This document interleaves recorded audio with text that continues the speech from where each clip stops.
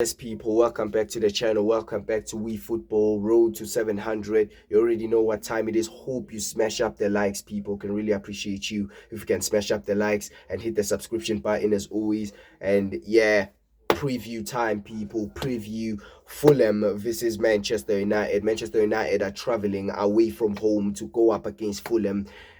And yeah, we're just gonna be talking about that. So please, people, if you're new here, hit the likes, hit the subscription button. Road to 1K, but we climbing the ladder step by step. We're gonna get to 1K, but we need to first, meet the minimum requirements of 700 subscribers. So please, if you're new, hit the subscription button as always, and feel free to comment down below if you wanna, if you wanna,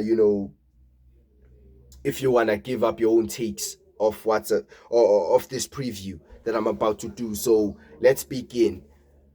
I just want to say, yeah, Manchester United have every power to beat Fulham because we have a great record against these man. I feel like I don't know the last time we lost against Fulham apart from the FA Cup when they knocked us out last season, I think. But we usually win against these man. You man saw last season in the Premier League. I mean, I swear Lisandro scored in the in late minute winner or something. I don't remember. But bro, like I don't remember us losing to Fulham in the Premier League. Even home or away. We don't lose to these man. Yeah. And I'm not expecting nothing different coming this Sunday, bro. I'm just expecting another W on the table, bro. Because yeah, we can say we played some fantastic football against Arsenal. That's good, but bro, it's time to put the points in the table, bruv. Yeah, it's time to put the points in the table, bro. Yeah, I done told you, man, that I'm tired of hearing these rival fans talking about, oh, you finished 15th, oh, you back at 15th, all that bullshit, bro. I need some 3 points, bro. Yeah. And we need some back to back wins. And I feel like we can get back to back wins if we played like we played against Arsenal. Because I can't even lie, that game against Arsenal, listen, I have a lot of confidence going into this Fulham game. I have a lot of confidence because as much as people are going to be like, oh, United are usually good against the bigger clubs. But bro, I am very confident because this game against Fulham is going to prove where we are, bro. It's gonna prove where like Manchester United are we still the team, yeah, that only turns up against the big six teams, or have we actually changed? Yeah, have we actually flipping upgraded to what we were last season? And I can't wait to see that. I can't wait to see that, bro. Yeah, because I'm gonna be expecting that. I gave Amorim his props because I know them Amorim stands are gonna be like, oh, you never give Amorim props, bro. I give Amorim props. Yeah, I said this guy has improved us performance wise. And I'm gonna be looking forward to seeing that performance on the pitch on Sunday, bro. Yeah. I don't want no bullshit stories here when it comes to we didn't play well because this player wasn't there. Nah, bro, we need to be cooking. Yeah, we need to be cooking Sunday. Yeah. He already showed us what this team is capable of. And I done told you, man, that if we get these players, Mbumo and Konya, them man, they are quality players. They're special players. Yeah, if we get them two on board, we are cooking something different. And you can already see what they offer this football club. Yeah, so this manager, I think he has less to do, bro, because he's already has goals. You got Sesko up front as well. You don't play with Rasmus Højlund no more. You have Sesko up front, a player who's better than Rasmus Højlund. So the excuses of this manager doesn't have no attacking threat, all this bullshit, it's going down the bin. Now, I know Manchester United are still currently looking for a midfielder because I believe that by the end of the window, we're going to be signing a new midfielder. So this manager just has to, patiently wait for a new midfielder. But other than a new midfielder, we basically done everything that this manager needs. We've done everything this manager needs. Yeah. If he plays his cards right against Fulham, because one thing's for sure, I didn't like his starting 11 against Arsenal. I thought that it was absolutely diabolical, and I thought that he wanted to accommodate Mason Mount playing, bro. Because why the fuck was Sesko set on the bench? Hopefully on Sunday, Sesko is gonna play. He's gonna be in the starting 11. I mean, you know the ones. Hopefully, Sesko's gonna be in the starting 11. Also, Amad Diallo is gonna be in the starting 11 because I didn't get the fact that Amad Diallo was just on the bench, bro. Yeah, watching Diogo Dallo die, bro, like that was absolutely awful. Yeah, that was absolutely awful. I'm looking for a lineup of, Ani Dogu as well to play, people. Ani Dogu as well to play. Yeah. You see, if we can have our free center backs, bro. Interlinked, what a quality player. Interlinked, Lena Euro, or possibly maybe Maguire or Aiden Heaven if you can throw him in. You know the ones. If we can have that front free, I mean, them free defenders in our back line, I feel like that's decent enough. You have Dogo as a right wing back. You have Ahmad as a left wing back.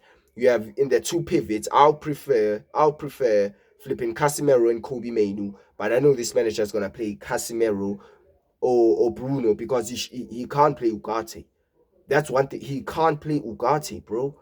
Yeah, you can't play Ugarte in a opposition side where you're gonna be having most of the possession, bro. Because we all know that Ugarte can't keep the possession for shit, bro. This guy can't keep possession to save his life, and you're just gonna throw him out against Fulham. This guy's gonna be losing the ball everywhere, bro. So we don't need, Ugarte, bro. We need Cass in that pivot, bro. And he's already proved himself this season that he's good enough to play.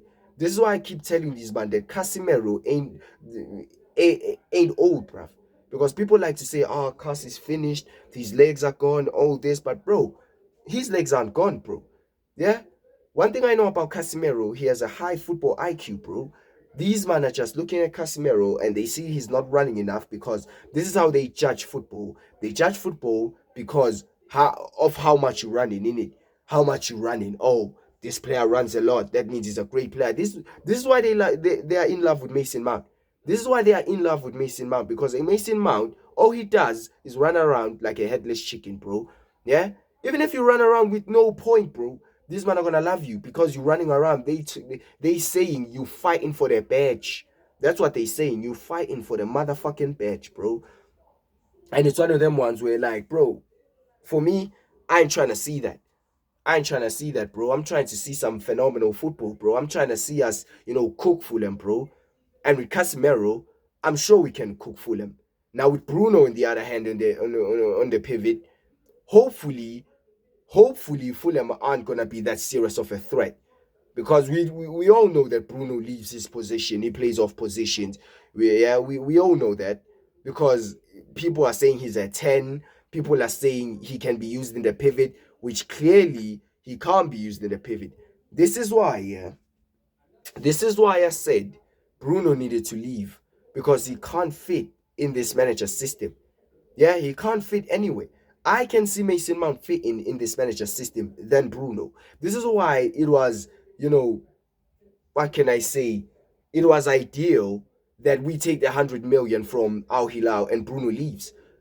And it wasn't no, you just hate Bruno, all that bullshit. It wasn't anything like that. It was just like, bro, like, look at what this manager wants, bro.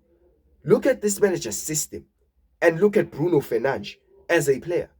Bruno Fernandes as a player doesn't fit this manager system because Bruno is attacking wise. Yeah, he can't defend. Yeah, and people like to say, "Oh, he's creative, all that." But bro, I don't classify Bruno as a creative player, bro. Because all I see from Bruno is spam balls, bruv. Yeah, my man just spams a ball and lands to flipping maybe Cunha, and Cunha, grabs a wonderful goal, and he's gonna get an assist for that. And man are gonna say, "Oh, Bruno's creative, bro." Anybody could have done that. Anybody could have done that. So I don't classify Bruno as creative, bro. So it's like, bro, like Bruno needed to leave. He needed to leave. Yeah? We should be speaking right now of a pivot of Casemiro or a Beleba or a Adam Morton. But the fact that we're still speaking of Bruno right now, it's fucking peak, bro. It is so fucking peak. I can't even lie. Yeah? We go up, we go to the 210s. Obviously, it must be Cunha and Mbumu because, listen, as much as Mbumu can play up front, but I don't want to see that while we have an actual number 9 in Sesko, bro. I don't want to be seeing that. Yeah? Zerx is going to come back. I think he came back. Zerx is back. Listen, we have two number 9s in it. We have two number 9s. We have two 10s. We have Ahmad who's gonna be playing as a right wing back. We have Dog who's gonna be playing as a left wing back. Bro, we chilling. We chilling, bro. Yeah, we chilling. But you watch, bro, this manager fucks this up, bro. You watch this manager, yeah, absolutely fuck this up, yeah. And I'm gonna be told, oh yeah, relax, all that bullshit, bro. Because I can't even lie, bro. I need a good starting 11. That's all I need. I need a good starting 11, bro.